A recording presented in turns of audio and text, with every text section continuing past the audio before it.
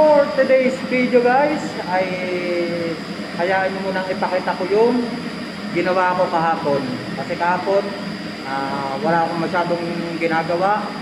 Kaya ang ginawa ko ay bumaba muna ako dito sa underground, dito sa pump room para maglinis. Kaya gusto ko muna ipasilip sa inyo kung ano yung mga ginawa ko paglilinis kahapon. So, tara, let's go!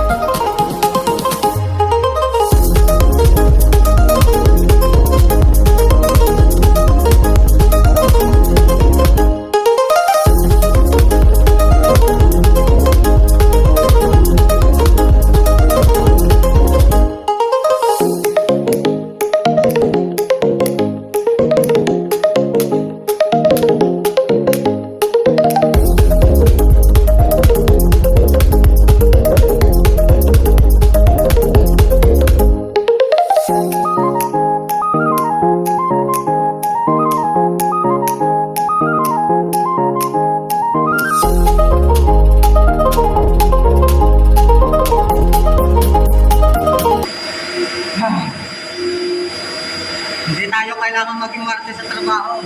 Kailangan lahat ng trabaho kaya natin gawin. Yun ang diskarte dito sa ibang bansa. Hindi tayo pwedeng maging pihigil sa trabaho. Kaya kung ano yung dapat natin gawin, gawin lang natin. Magandang halimbawa na rin yun kasi para iwas inip.